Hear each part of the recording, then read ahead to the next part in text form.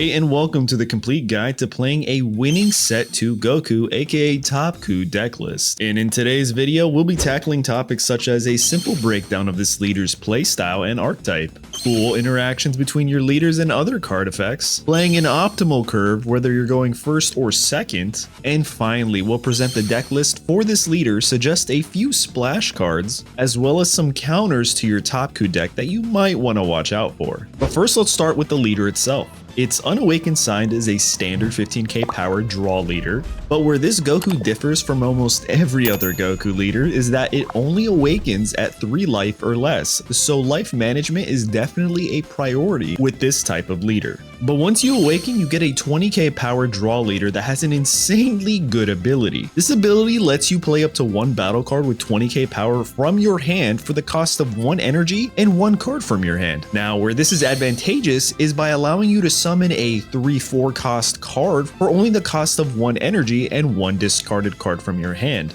However, where it isn't that beneficial is when your hand is on the lower end. Forcing you to discard to even activate this ability wouldn't necessarily be a great thing, so that's something to think about. Now, the game plan for this leader is simple. Swarm the board with your 20k plus power units and expend your opponent's resources or combos before completely wiping them out. Now, this is done by utilizing this new special trait known as Tournament of Power, or TOP for short. And cards within this new trait tend to have one of the following effects: summon more cards, increase your card's battle power, and even some neat permanent abilities that further enhance your side of battle cards. Now, some cool interactions with these cards and cool effects would be the leader's ability to play a 4-drop Kefla from your hand for the cost of 1 energy and 1 discarded card. Now, this essentially covers for that card loss with its own draw ability from Kefla, but also allows you to play another top battle card from your hand that is the cost of 3 or less, which means you essentially get 2 units on your board for the price of 1 energy only, since Kefla's draw for you counters that discard loss. And well, that's just good real estate. But that's only one prime interaction with this leader's effect, and you don't necessarily have to go that route. You can use the effect to summon blockers, cards that boost your leader's power, or even low-cost double strikers. The possibilities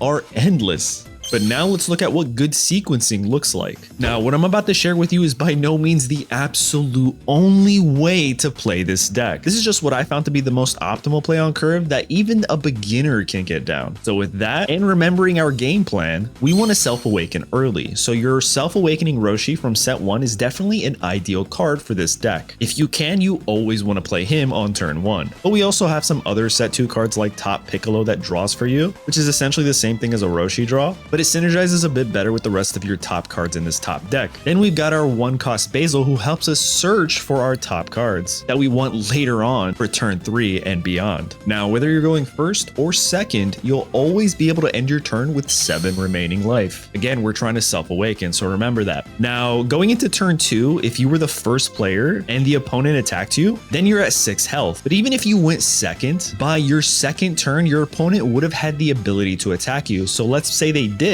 you would still be at 6 health for both the options. So optimally, on turn 2, you want to play another Self-Awakener. You can go with set 1's Hit or starter deck Krillin, or my personal new favorite, the 2-cost Caulifla. That is also a critical battle card, giving you a bit more value there. Either way, you bring your life to 5 with your Self-Awakener. Then if you did play that Roshi, which you should have for the optimal turn 1 play, then your life is now at 4. You see what we're cooking up? Which means the next time your opponent attacks you, you'll be at 3 life and able to awaken. But just in case they don't, well, I guess you can play your own Self-Awakener on turn 3.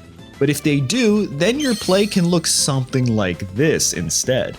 Use the ability to play Kefla, bring out, say, an Android 17 that'll help boost your leader's attack, and then play another Caulifla with the remaining 2 energy. And if you're going second, you'll still have that energy marker to toy with later on. Then from here on out, it's all about going crazy on your opponent and really forcing them into quite a pickle. A super aggressive approach, and honestly, I'm all for it. Now let's check out that deck list, and it's got a bunch of cards we already talked about, but a few more are the Tournament of Power super combos, so that way Basil can help you search for them when you need it. The 4-cost Double Striker that synergizes with the leader's effect, your 5-cost Double Striker, which is just a smart move to have, your 3-drop Gohan, which also acts as a Self-Awakener and a power reducer when attacking, and a few splash cards that help in certain situations are your Tournament of Power field card, which, come on now, if you're going to run a Tournament of Power deck, how are you going to run it without the Tournament of Power card? It just doesn't make sense. No, I'm just kidding. You don't need to, but I really find it valuable. Then we've got the Saved by the Barrier, which is such a strong defensive card. Like, holy crap, for 1 energy, you get to essentially make one of your more valuable battle cards immune for the rest of the turn and save them from an attack. Then we've got Clash of the Strongest, which is best to use when you already have a full board to either close in and win the game or waste all of your opponent's combo power. Then finally, we've got the 5-cost Delete Key Beerus, which is great to go into opposing red mirror matches. Which brings me to my next point, what you want to look out for and what counters this deck the best. And as you might have already guessed it, that Beerus is great for removing the entire board of Tournament of Power battle cards, since most of them are going to be at 25k power or less. But essentially, any card that removes all of your setup or punishes you for setting up and swarming the board can be quite difficult for a Topku player. So think Beerus and Secret Rare Gohan for green. But there are many other cards that can slow Topku's swarming game plan, so you just have to play accordingly.